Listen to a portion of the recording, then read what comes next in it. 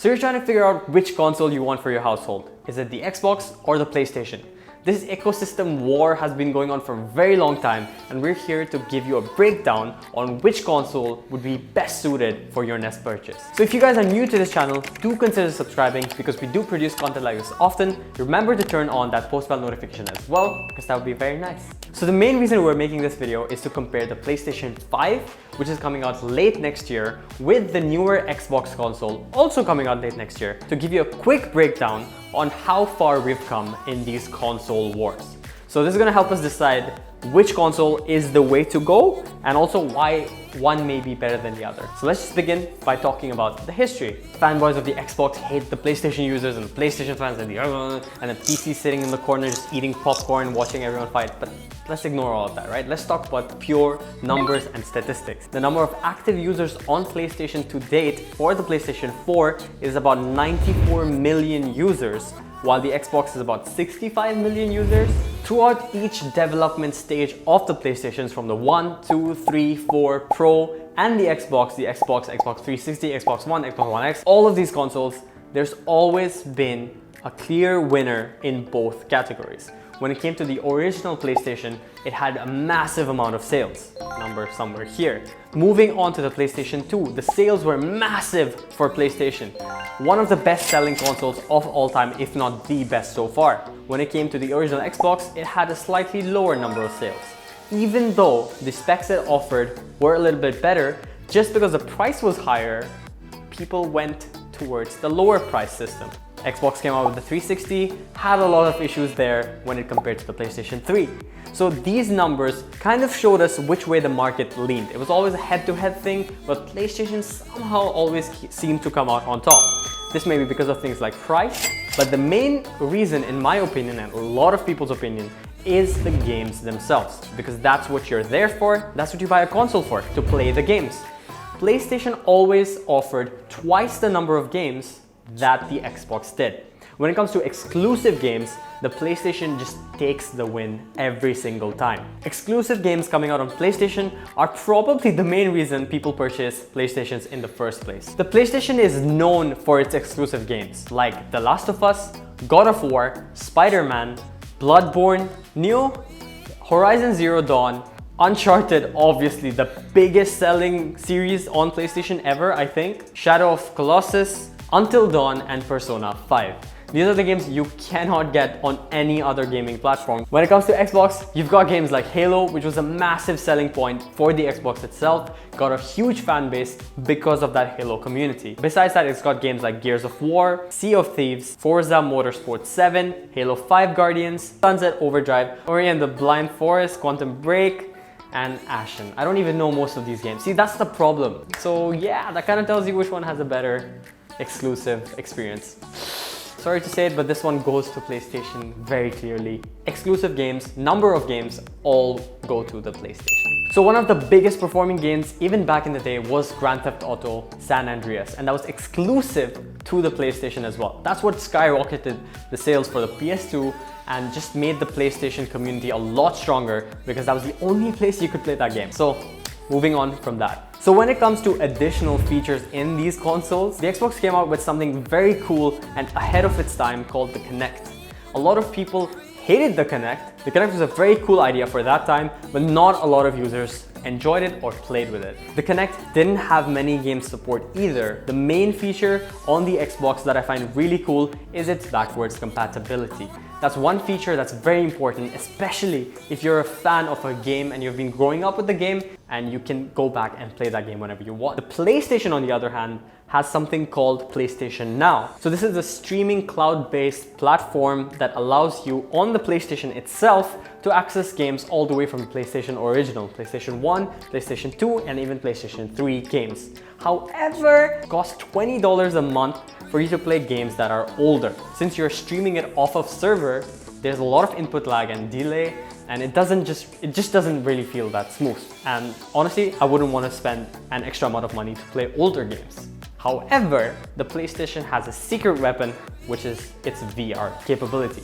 The VR capability on the PlayStation is something that's really cool. Because traditionally, for you to play VR games, you need to hook up to a really powerful PC to be able to get that smooth and very interactive gameplay. But the PlayStation allows you to do that with your console itself by just plugging it in.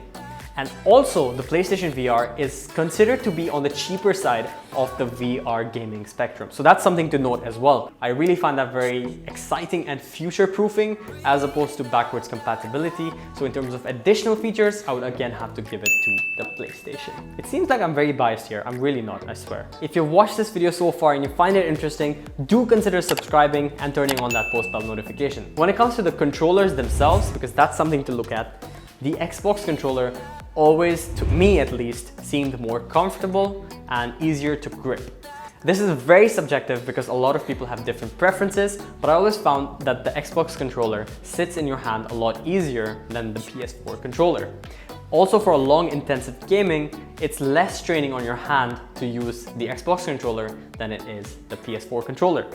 The PS4 controller itself had a battery life of about 8 hours, if you're lucky, of intense gaming, even though it had all these cool features like the touch sensitive bar, the motion stuff, the speaker that gives you noise, the light at the back. All of that consumes battery life.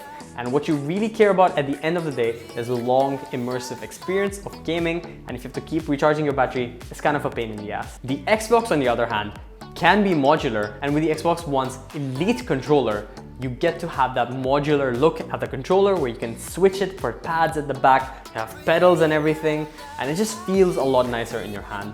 And extendable battery life to up to 30 hours of gameplay, which is crazy because you can just switch out the battery while you charge the other battery. That's really awesome, and that's something the PlayStation 5 should take into account. The PlayStation 4 has sold over 100 million units as of a few months ago.